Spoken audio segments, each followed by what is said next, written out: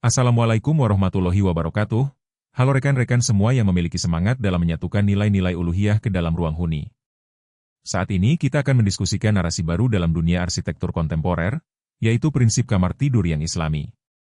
Kita sering bicara tentang estetika desain, namun seringkali kita lupa bahwa rumah bukan sekadar objek visual, melainkan rahmah bagi penghuninya.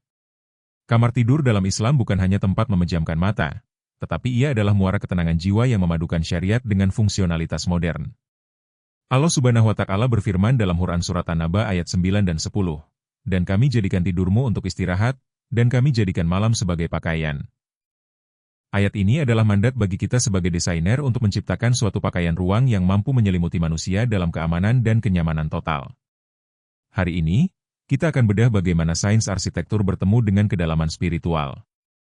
Selanjutnya, mari kita mulai dengan membedah 4 pilar utama yang menyusun kerangka ruang privat ini. Dalam merancang ruang privat, kita memegang 4 kode etik fundamental, yaitu privasi, kebersihan, kesopanan, dan moderasi. Sebagai perencana, kita harus merekayasa sirkulasi agar aurat keluarga tidak terekspos ke area publik. Kita bicara soal toharoh, bukan sekadar bersih dari debu, tapi material yang mudah disucikan secara syar'i.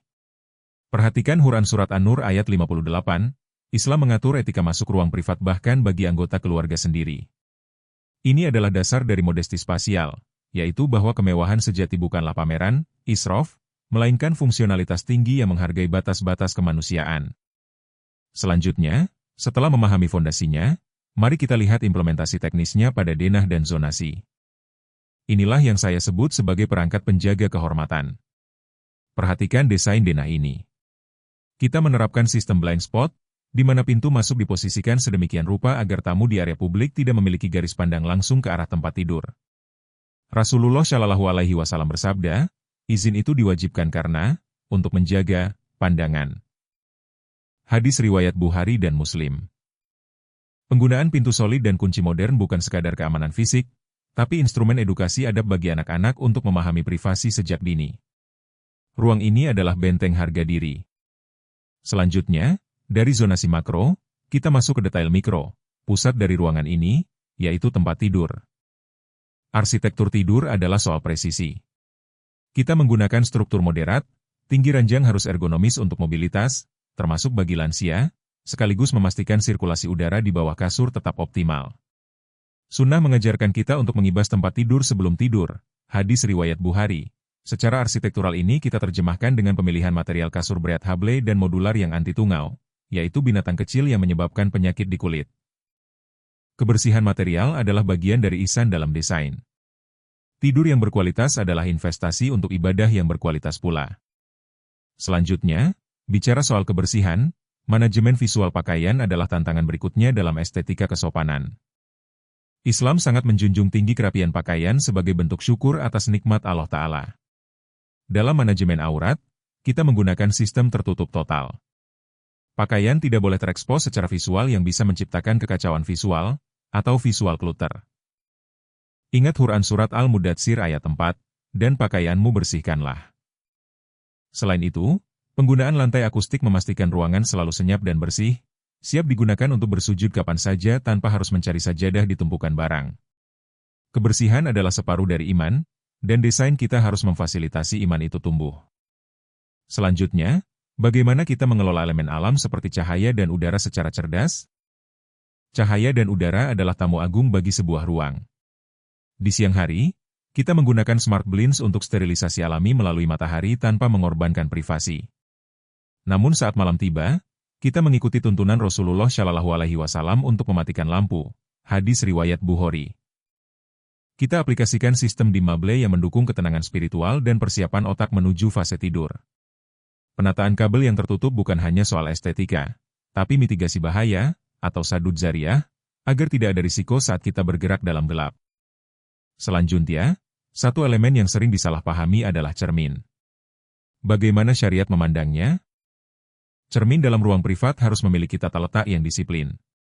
Kita merotasi posisi cermin agar tidak menghadap ranjang secara langsung. Mengapa? Secara psikologis, ini menghilangkan distraksi visual saat otak butuh ketenangan. Secara spiritual, ini mencegah tabarruj atau narsisme berlebihan. Kamar adalah tempat untuk berkaca secara batin, atau muhasabah, bukan sekadar fisik. Sesuai perintah menjaga pandangan dalam Quran Surat An-Nur ayat 30 dan 31, kontrol visual dalam ruang adalah cara kita membantu penghuni menjaga kesucian pikiran mereka. Kini, mari kita bicarakan apa yang boleh dan tidak boleh menghiasi dinding kita. Ruang privat seorang muslim harus steril dari dekorasi figuratif atau makhluk bernyawa yang dapat menghalangi hadirnya malaikat rahmat, sebagaimana hadis riwayat Bukhari dan Muslim.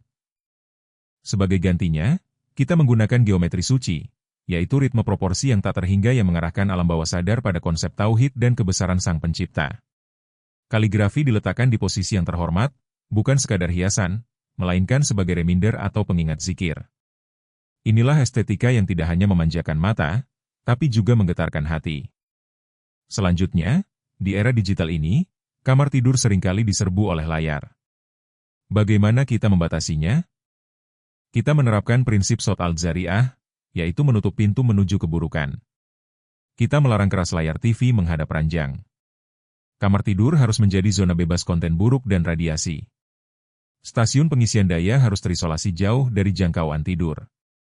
Quran Surat Al-Mu'minun ayat 3 mengingatkan kita untuk menjauhkan diri dari hal yang sia-sia.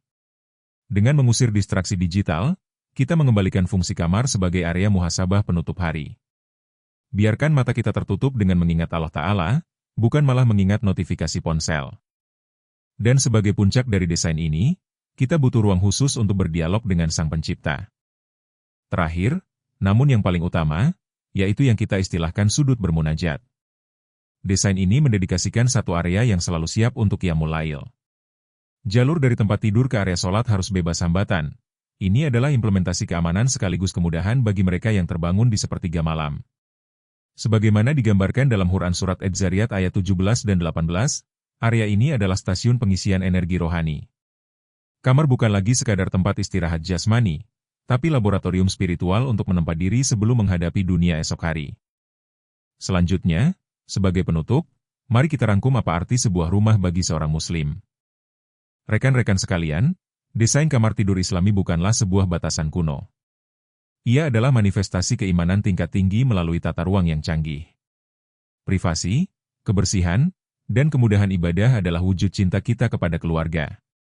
Singkirkan yang berlebihan, hadirkan kembali ketenangan sunnah. Karena pada akhirnya, rumah yang ideal adalah kepingan surga di dunia, di mana hati menjadi tentram dengan mengingat Allah Ta'ala, sebagaimana difirmankan pada Quran Surat Ar-Rod ayat 28. Jadikan setiap sudut rumah Anda saksi ketaatan kepadanya. Saya berharap paparan ini menginspirasi proyek-proyek kita ke depan. Silahkan share, semoga bermanfaat. Wassalamualaikum warahmatullahi wabarakatuh.